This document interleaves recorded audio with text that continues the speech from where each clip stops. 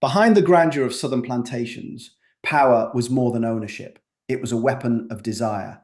Some of the darkest secrets were hidden not in the public fields, but in private rooms where authority became exploitation.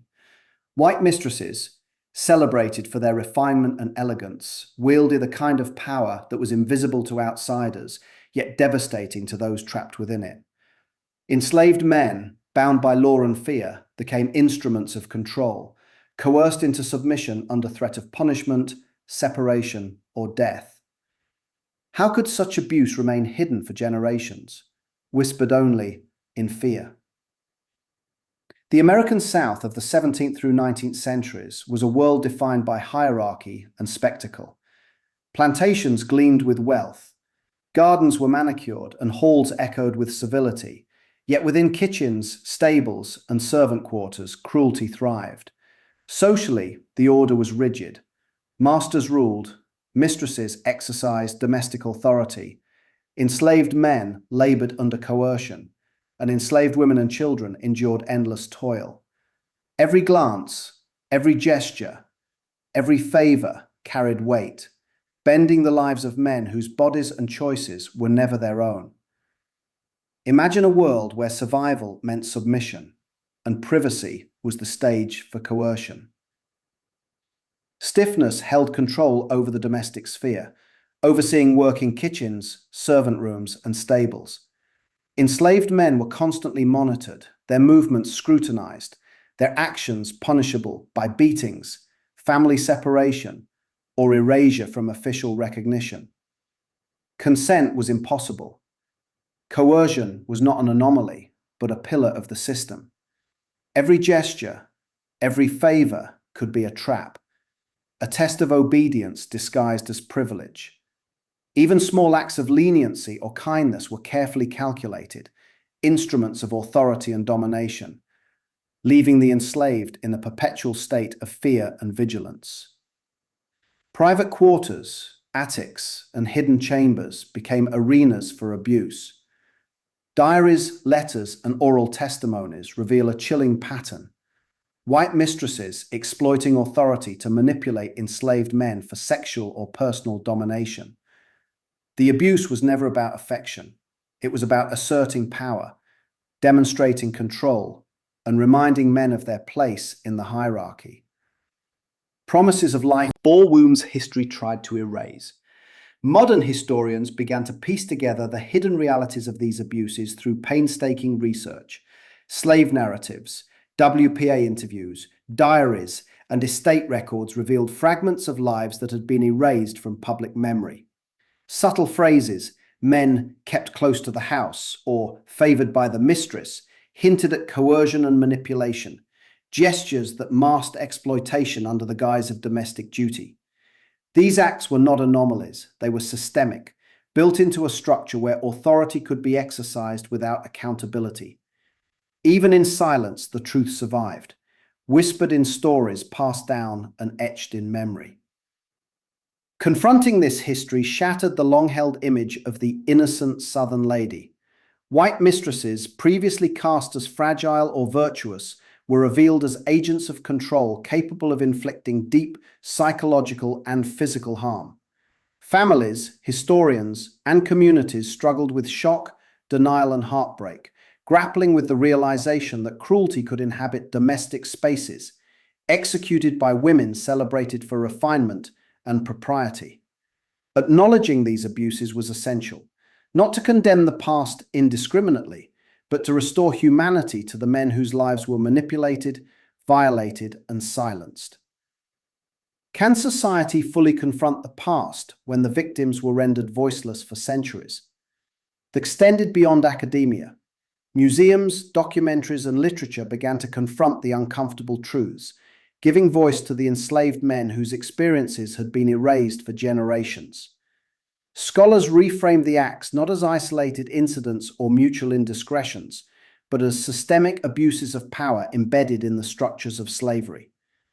Public memory, long sanitized and romanticized, was forced to reconcile with reality. Cruelty can exist behind civility. Oppression can reside in domestic spaces, and trauma can persist through silence. Power, when unchecked, becomes corrosive and pervasive. White mistresses, restricted in public life yet empowered in private domains, could exploit their positions with impunity. Their authority was invisible to outsiders, shielded by social norms, and devastating to those under their control. Enslaved men had no protection, no legal recourse, and no safe way to resist. Survival required obedience, silence painstakingly assembled, revealing the hidden contours of power, abuse, and survival. Even as the physical plantations decayed, the lessons of these abuses remain urgent. History attempted to conceal them, yet the voices of the enslaved insist on being heard. Empty corridors, fading photographs, and abandoned servant quarters stand as silent witnesses, reminding us that authority without accountability leaves lasting harm. To remember these histories is to acknowledge the moral consequences of domination, to restore dignity to the silenced, and to ensure that such abuses of power are neither repeated nor forgotten.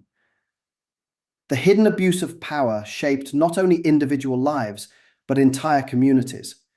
Survivors carried fear, shame, and trauma into adulthood, while families inherited the silence imposed by terror.